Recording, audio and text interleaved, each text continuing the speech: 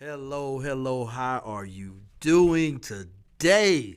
And I tell you, I am so excited today. I am so excited today to finally be back on air to bring some community information and just live people who's going to give you some positive energy.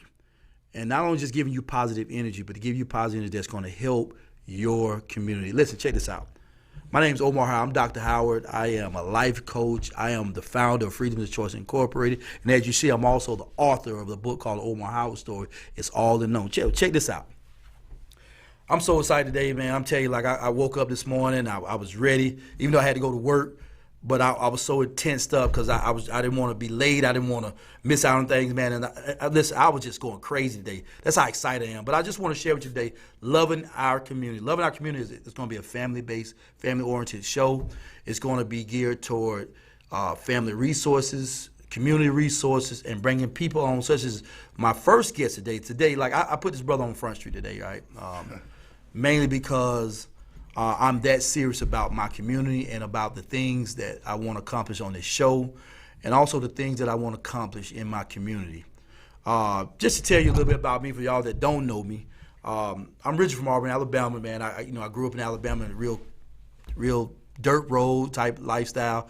Moved up into Georgia when I was like 9, got into a lot of trouble, and in the midst of getting in that trouble, in the midst of getting into all those situations, God turned my life around. I got saved when I was in the county jail, and while I was in prison, I really committed to change. And when I committed to change, God began to open up doors while I was in prison. When I got out of prison, I was allowed to actually do everything that I prayed about. I wanted to be a motivation speaker. I wanted to be an author. I wanted to work with young adults. And shortly after I got out, I was asked to come back into the prison system. And I've been working in the chaplaincy department. I've been working as a counselor. I've been just helping other adults and young adults find their purpose, pray with them, counsel them, coach them, do everything that I was doing while I was in prison. So God had opened up a lot of doors for me. I've traveled all over America speaking in federal prisons. I worked with some top law enforcement. I worked with community-based organizations. And even on my book, Governor Deal, when he went out of office, he wrote a foreword for my book, and I'm grateful for that today because he believed in the story, and by him believing in the story, by other people believing in the story, by me believing in the story, God allowed that to manifest into what I'm doing today, loving our community. This is Dr. Howard. Without further ado, I'm finna get right into what loving our community is about. Today I got a brother up here by the name of Jason Aldred. Brother had a very interesting story. Met this brother close to a year ago. He was very serious about getting back into the community, told me his life story and how he wants to impact the community because he thought about his life and things that he did in his life and where it got him. And we have similar passion about how we want to introduce ourselves to the community, how we want to interact with young adults. And I love him for that. Because it's all about, having passion. I'm a mentor. I also teach mentoring. I try to teach mentor classes. Try to show people how to be mentor. Honestly, you really can't show nobody how to be a mentor. That's just something you have to want to be. That's something you have to desire to be. That's something that had to be a calling in your life. And I think I seen the passion there, brother. Even to just today, as we spoke with a group of kids up at DeKalb County. Over at the YMCA in DeKalb County for a group that I teach with DeKalb. And he spoke to that, and I could just see the passion in him. And I seen the change in him. And for me, that's what really drew me to his brother. And I want to introduce his brother. We're going to talk. We're just going to sit here. We're going to build. You're going to see this brother with me a lot in the community. Not only what I'm doing, you're going to see his own movement and what he does and how he's going to move in the community. And for a lot of you parents who are looking for mentors and positive people who ain't scared to step up to the plate, people who are not scared to interact with your young adults, people who ain't scared to confront your young adults, people who are not afraid to challenge the situation the way they think, but also somebody who cares and really loves what he does and loves the people that he deals with. I want to introduce my brother Jason Aldred. How you doing today, bro? How's it going, brother? Hey, man, I'm loving life today, man. I'm excited. Man, listen, man, you on my first show, man. That's how serious this thing been for me. I'm honored. Yeah. I give thanks to God. Yeah, without a doubt, man. this is how important it is for me. At first, I was going to just do the day. I was just going to really chill out, talk about, whatever. Also, on the second half of the show, I'm bringing in some other young men that I work with. But I'm this serious about the way I push love in our communities, about getting brothers and sisters on here who are really fighting for the community. Yeah. Even though you haven't been out of prison long, and my brother just getting out of prison, y'all. It hasn't even been 90 days yet, and he pulled up on me like, yo, I'm serious about these young people, man. I need to work, man. He said, I don't have no hidden agenda. I ain't asking for nothing but to be able to work. Let me work these young people. And for me, and I got other brothers and sisters, man. It's just the reason why he's on the day, man, because he's just been rolling with me all morning. And I just say, you know what? I guess it was just God calling. Let me just throw this brother out there, in the fire, man, because he has a desire. And these are the type of brothers I want to surround myself with. These are the type of brothers I want to partner with. These are the type of brothers I want to be able to trust, to have their back, to have my back. And also I want people in the community, man, to trust brothers like this because they've been there. They got the stories. They got the qualification. And you ain't got to have a PhD to be qualified for what we do. All right? Our life and what we done in the community was the significance PhD. So, Jason, talk to me. Tell me where you from. I want to know where you from first. Where you from? I'm from Los Angeles, California. Los Angeles, California. You're in Georgia now. You've been in Georgia how long? I came out here in 2006. 2006. What's the difference between Cali and Atlanta right now for you? As of right now? Yeah. The weather, just the architect of how the streets are made, the trees compared to the palm trees, the cultural difference. Back home it's a lot of Hispanics, Samoans, Tongans, Hawaiians. Compared to here, it's a lot of African Americans. The food. Was that positive for you? Because you come from a culture of gang life, right? I do. Yeah, I mean a heavy culture. Yeah. Like some of the originators. Yeah. Right? And you come here hoping, I'm assuming, try to escape that life maybe. I'm not sure. So tell me your story. Why did you get to Atlanta? Why did you come to Atlanta? Well, initially I came here because I was getting caught up in a lot of buffoonery. I call it buffoonery. A lot of madness out there, cutthroat, conniving, setting up, destroying my community, destroying other people's community. And I was able to have another chance at life.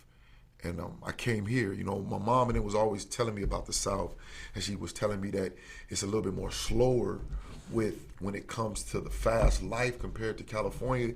And she was telling me that it might be a good time for you to just change your scenery, change your agenda, because my agenda back home, I was headed to a coffin, or I was headed to prison for the rest of my life. And why is that? Because I didn't care. I was setting people up. I was shooting at people. I was robbing people. I was only concerned about me. I wasn't concerned about nobody else's feelings. I wasn't concerned about nobody else's well-being. I was only concerned about me. And even then, I wasn't even concerned about me because I was doing a lot of detrimental things that could have got me killed. Yeah. So when you moved here hoping to find a bail. At least that was the maybe your parents' goal, maybe. I don't know if it was yours. It was my goal. It was my goal. But let's not move too fast. You ended up doing time in LA though, right? Yes. So before you even came here. Yeah, I did 8 years. I did 8 years in California State Prison, and I got out in 2004, September of 2004. Okay. And when I got out, it was like I was still stuck on the same thing I was on when I got locked up in 96. Wow. The same thing, the buffoonery, the gangs, the conniving, the lying, the stealing, everything. It was just as if I'd never learned my lesson. Now let me ask you a question. Was the gang situation similar here? Or was it something kind of caught you off guard? Or was it of course Cali and Atlanta are two different places when it comes to gang life. What was different?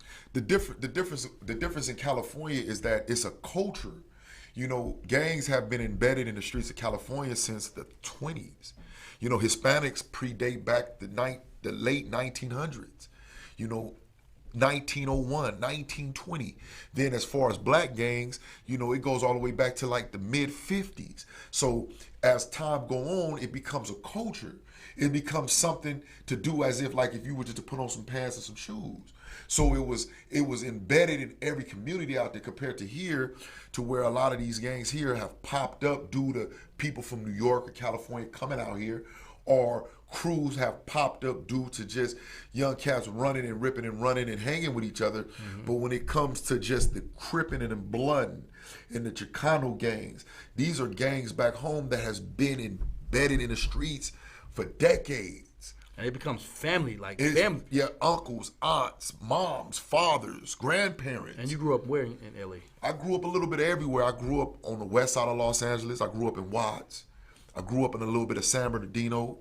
So I grew up a little bit everywhere in LA, but primarily the west side of Los Angeles and Watts, California, where my mother and father's from.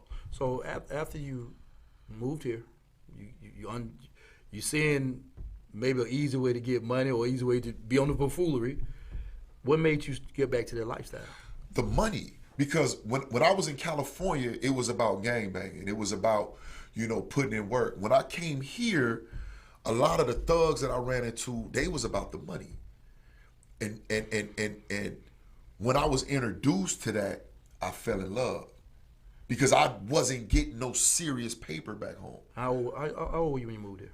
I was 26. Okay. So you got here in 2004, 2006? I got here 2006. 2006? Yes. All right.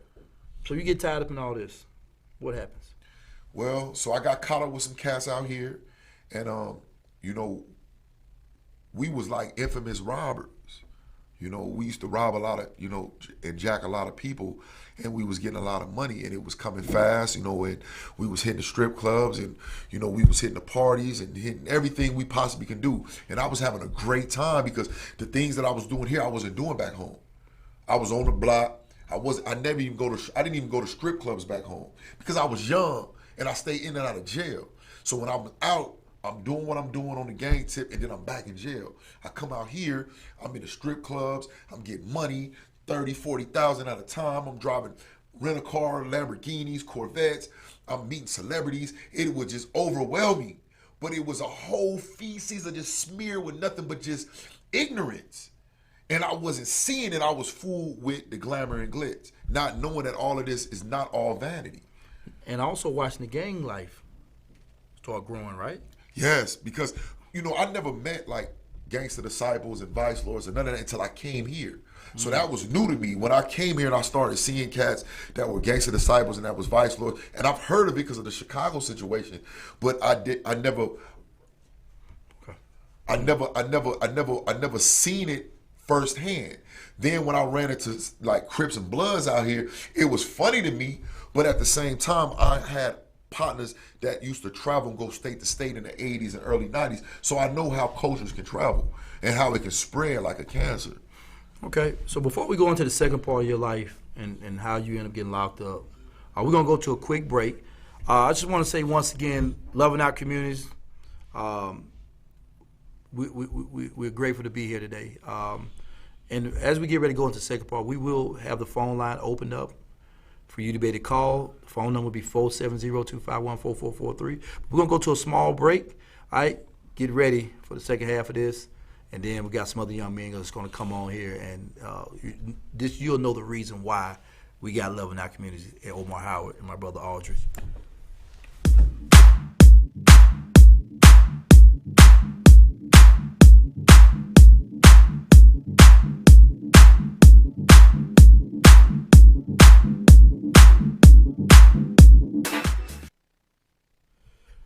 Hey, we're back. Loving our community. This is Omar Howard, my brother Aldridge, co-hosting today with me. And listen, once again, I'm grateful to be here at Status Network. We're on live TV broadcast through Status Network. If you have a question, you can call it 470-251-4443. As we go into the second part of this real quickly, my brother, you ended up getting locked up. I ended up getting incarcerated here. How much time did you do? I did 15, but initially they gave me life in 20. I received a life in 20 sentence, and by the grace of God, I was able to get back on a motion for a new trial. And when I went back, they offered me 20 years, and I took. So when you got that life sentence, man, what was your mindset at, man? I felt I was like paralyzed. My whole body was numb, and I could just remember them finding me guilty, and I had to stand up when they read the verdict, and I had to lean over the table so I wouldn't fall because it felt like my legs was giving out when they gave me a life sentence, and it really hit me when they put me in the jail cell ready to go back to the county jail, and I looked around and I cried, and I'm like, this is gonna be the rest of my life. This small size of a telephone booth cell, concrete and metal, with a toilet with feces and urine around it, lunch wrappers and old bologna in the corner of the toilet. How gangster was you then? When you got all this, what was the gangster mentality? What was the care that I didn't care about then? The gangster mentality was out. The normal self came in. The reality hit. Human. The human side came, and I was like, this is gonna be the rest of my life, and I cried. What about your mom? My mom was devastated because, I put my mom through so much, man. I put my mom through so much, not caring about her. And she was devastated, man. Her dad cared. Same way. Yeah. Same way. But one thing my mom told me, she like, don't give up, because God has the final answer. Every time. Every time, man. So we're moving forward, man. You get in prison. Let's go past when you get to 15 to 20 years. Where was you at while you were in prison? Where was your mind at while you were doing time? With all this going on, because I want young people to understand not just your story, because we're trying to detour them from where they're going, right? Where's the state of the prison at right now? The state of prison or the state of where I was at? Well, where you was at and where the prison's at now. Okay, so when I first got incarcerated, I went to a camp called Telfair. And at that time, it was a lot of gang activities going on. It was a lot of killing going on. It was a lot of stabbing, extorting, everything going on that you could think of when it comes to the evilness, when it comes to the street. My mind frame was, I'm trying to get out. So when I got to Telfair, I immediately went to the law library because I was focused on trying to get this life sentence up off me. Period. But at the same time, I had to survive. And I'm from out of town, and I'm in the South, so a lot of dudes are kind of curious about me. They want to know the California culture. And then you had some that wanted to test me to see if, I wasn't no punk or whatever that may be. And so there was times where I had to prove myself because, in that lifestyle, you have to defend yourself. And I like to breathe. And one thing my uncle told me a long time ago, don't be nobody else's victim. So I had to convert to that to a certain degree, but not get too caught up in it because I'm trying to go home. Really trying to go home? I'm trying to go home. So I'm focused on that law library. I'm focused on finding some paralegals that maybe can help my case. I'm trying to talk to my public defender that's took on the motion for new trial. I'm trying to get this new attorney. So you have no money left for all that money you're getting? It was over with, from commissary in the county jail to the collect calls to the money that I spent on my attorney in trial. It was depleted. And my mother is poor. So I couldn't lean on her, and I didn't want to lean on her because she had to pay her bills. So I had to figure it out. Where all the homies was at? Ain't no homies, man. You might have one or two that'll stick through it, but at the end of the day, there's no honor in it, man. Out of sight, out of mind. That's what it is. Out of sight, out of mind. Cats, and I'm not gonna say the N-word, but cats say, brothers come and go. You hear 1 minute, you gone, and people move on to the next level and the next stage of what they got going on. So, and I understand it. Yeah. Because I played that role. Cassie got locked up, and I didn't, send them no money or nothing. Yeah. And so there's really no real friendship there. It's just really what I can do for you and what can you do for me at that moment. Period. Now, in the midst of that, because I want kids to understand this, just a few seconds, what type of stuff you seeing in prison right now? I've seen murders. I was at Telfair when an officer got killed. Dude stabbed him up. I've seen people get raped. I intervened in that. Like, you can't take another manhood. I've seen female officers get robbed coming from the walk. Coming in, they stripped her down to make sure she didn't have any drugs or any paraphernalia on her so they can take. I've seen cats get hit upside the head with locks. I've seen cats get baby powder and Magic Shade boiled water thrown on them. I've seen, man, what? I've seen people get put inside laundry bins and thrown inside of the shower when it was steaming hot, and they made them sit there and take this. I've seen people get stabbed up for honey buns. I've seen people get their jaw broke because they got to arguing over the TV. I've seen dude's ear get sliced because he sat in the chair where somebody normally sits at and he didn't want to get up. I've seen officers beat on people. Now how traumatizing is that for you, man? Because at the end of the day, like everybody don't come out like you, man. Thinking about something positive, man. Some guys come out really messed up, man. Yeah. Because that traumatizes you, right? So, because we're gonna move on to another section, man, I want to give you a few seconds, man, a few minutes to the audience. First, I want you to speak to the parents. Secondly, I want you to speak to a young adult that's gonna be looking at this right now. And I want you to really pour into them, because a lot of parents don't understand it, right? And we don't expect for them to understand it, right? A lot of us, from the side, we didn't necessarily grow up in a gang code, so we don't understand the gang code. A lot of mothers don't even know what to look for, right? But it's not necessarily about the gangs, because you gave me an understanding of how to look at that, take approach at that. But a lot of these kids don't really understand about those choices they make. That's why my organization is called Freedom is a Choice. I really believe life is about choice. And in a place and time now, you're going to have to make the right choice out here, because they're passing laws every day, to put you away for a long, long time. The parents, if you have something to say to the parents, then go to the kids. To the parents, I would have to say be patient, but continue to try to, stick with your kids, man.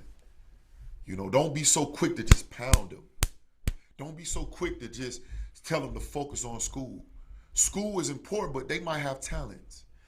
Some of these kids might not be good in the academic aspect, but bring out the talents. He might be a great football player. He might be a great musician. He might know how to draw. He might know how to create.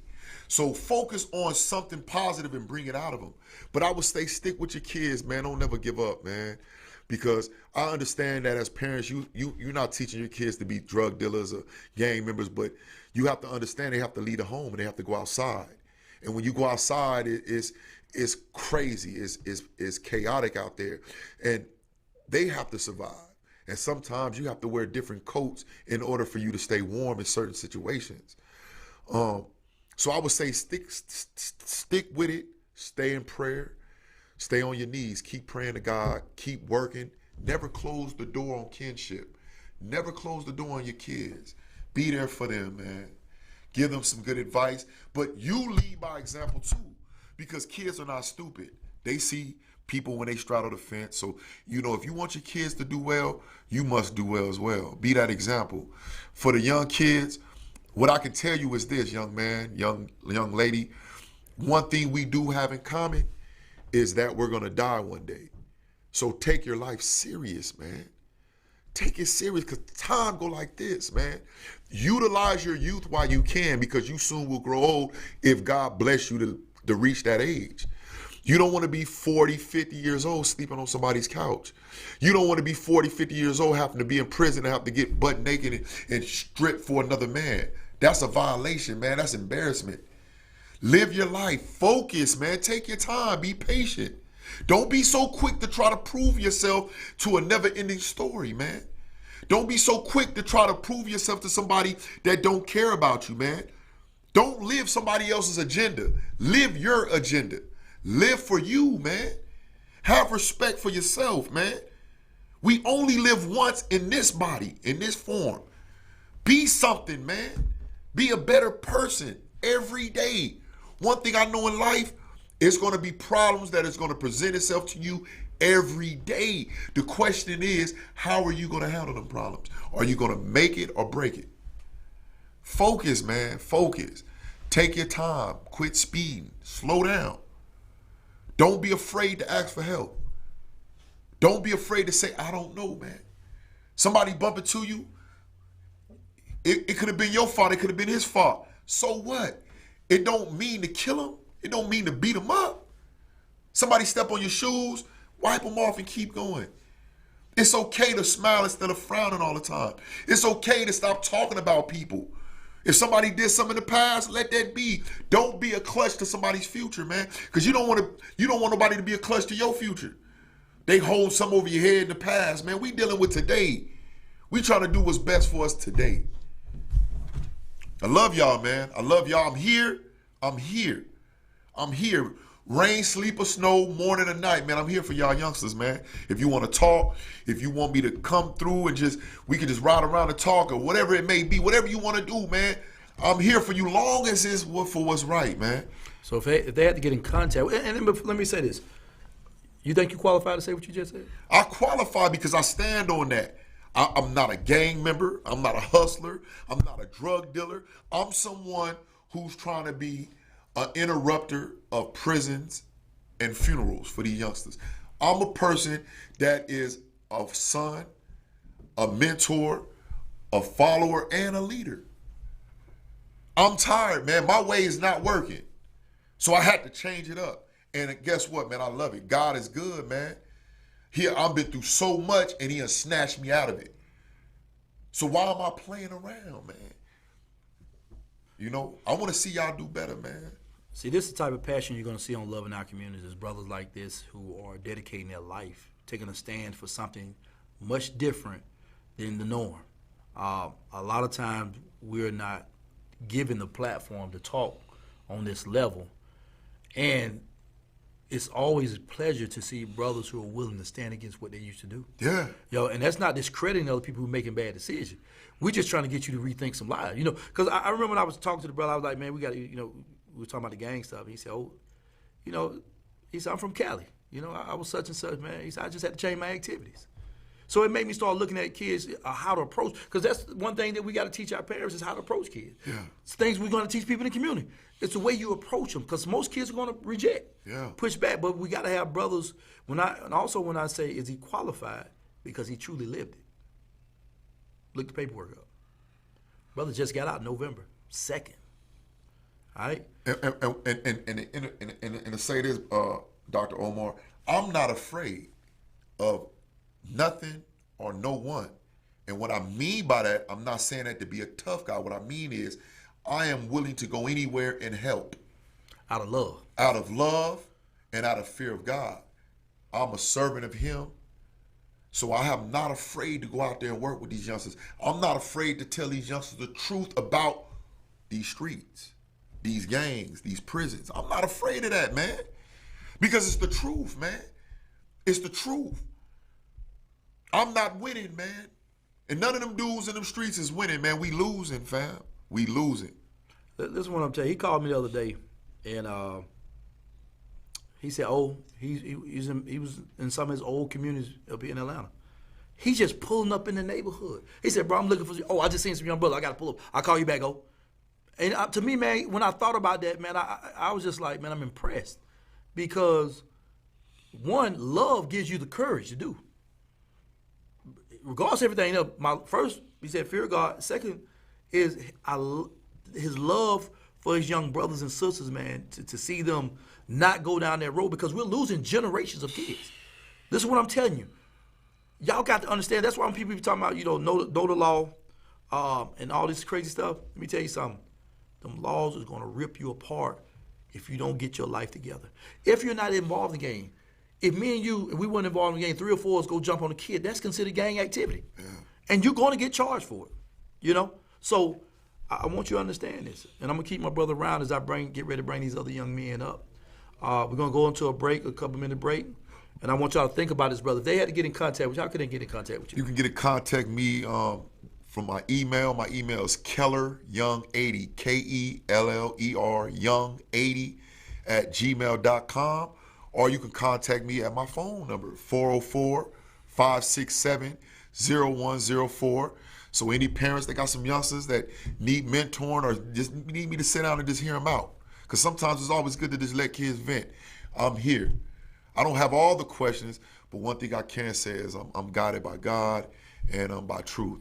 And I'm not straddling the fence. So you can reach me again at 404-567-0104 or kelleryoung80 @gmail.com. And he'll eventually have his social media up and everything rolling. Like I said, you're going to see my brother with me on a lot of things. So you're going to see his face pop up. If anybody got any questions for my brother, man, call it 470-251-4443. If you have any questions, if you have a desire to, to see his brother talk with your kids, he's going to be rocking with me. I'm telling you, he's going to be rocking hard. He's going to, going to get him trained as a credible messenger. We're going to get him out here because we need more brothers like this. First, one reason I love is because he has a fear of God. Secondly, he loves. Third one, hey, man, he has a passion to serve, man. And so as we go on our break, man, I appreciate you coming out, man, but I want you to stay along as we get ready to prepare for these other young men to come up. You got to love brothers like this. All right, this is what loving our community is all about. So we're going on a break. Remember, loving our community. This is Dr. Omar Howard, my brother Jason Aldridge. We'll be back in a few minutes.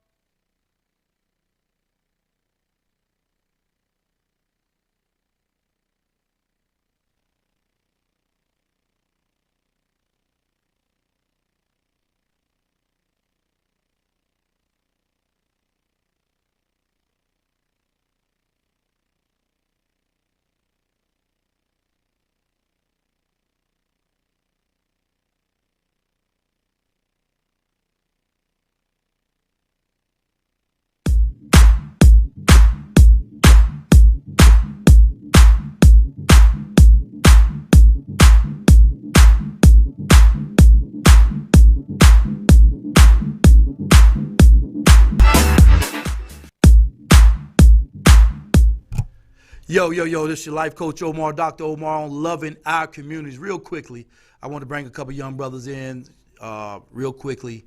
We're going to come back on a different show where I'm going to have all my mentees out here and all the young men, some of the young men and young ladies I've worked with over time.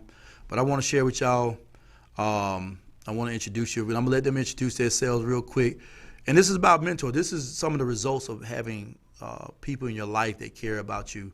And I'm going to let them go down the line. I'm going to let them introduce them, give their names real quickly. And real quickly, in the process of saying your name, how important was mentoring for your life? My name is Monterio. Mentorship is just very impactful because it helped me align myself with just Christ first and also get there with people. You know what I'm saying? As far as relationships, as far as knowing how to talk, articulate myself, and just being in the room with the right people and knowing what to say. So that's it. My name is Drake. First off, I want to say thanks. I want to say it impacted me in several different ways as far as my youth, my childhood growing up, and also me being an adult. Just having somebody being able to guide you throughout a lot of things. You're not always mentally prepared and ready for certain, aspects of life, certain ventures that you may, encounter. And it's just good to have somebody there who's already been through and actually seen, a lot of walks of life. And it's just good to have somebody to make sure, you're not going in the wrong direction because you can't get caught up in a lot of what's easy in life. So, yeah. All right. My name is Jalen. It's important. It taught me everything, but the main thing it taught me was respect. Because at first I didn't have respect. And I was out here just, doing stuff. I ain't have respect at all. And it helped me with the youth I work with at my job, the team I coach. It helped me with everything. So the stuff that you taught me, I can just install it back into the kids that I got coming up under me. Yeah. And just to share with y'all, and like I said, we're gonna come back on these on a later time with these young brothers, man, because I love every one of these young brothers, man. They've grown up, and let me say, 2 of them probably shouldn't have been in prison right now. They decided to listen. They decided to believe, and they decided to allow us to be there for them. They allowed us to love them, because kids don't have to let you love them, but they allowed us to love them, and by that, we got a couple young brothers here finna come out with their own clothing line. What's your name of your clothing line? Millionaire Mindset. Okay. Nation of Wealthism. All right. Is it already up and running? Is it already up and running? All right. All right. This a coat right here. It's one of the coats. All right. So we're gonna probably one of the next couple shows. We're gonna be showing all that. And shoot, next month, me and Montero, we're going to Guatemala. So I'm looking forward to that. Get this to be a second time going with me. We got a couple other young people that we're working. Hopefully down the line I can get these brothers off their jobs and get them there too. But let me just share real quick. Let me give love out to Rockin' Tacos and Brad and all those who've been supporting me and everybody else that's been supporting me in the community to make sure that I'm able to do the things that I'm doing. Jalen, proud of you, bro, man. He grown up so much and now he's giving back to the community. Thanks to his mom, Takesha Shield, and Mothers Against Gang Violence, and Kim, their mother. These are 2 brothers right here, and we'll talk about a different time. But I want to share this real quickly to all those who are fighting cancer right now. I just want to say I'm praying for each and one of you who are fighting cancer right now. A lot of friends of mine are fighting cancer now. Some are even on hospice right now. But I want to send my prayers out to all those who are fighting cancer. Continue to be prayed up. Everybody in their families, I can pray that you continue to be prayed up. We love y'all. We're going to keep y'all lifted up. And to my community, we love y'all. This is Loving Our Communities. We'll be here every second and fourth Saturday from 3 to 4 p.m. Once again, Loving Our Communities. This is Omar Howard. I love you. I love you. God bless you. Love all my brothers. Keep my young brothers in prayer. Jason, once again, man, thank you for the work that you're doing and all the work that you're going to do. Right. He gave you the number. Reach out. We look forward to hearing some of y'all. Be ready for it now. Be ready. Loving Our Communities.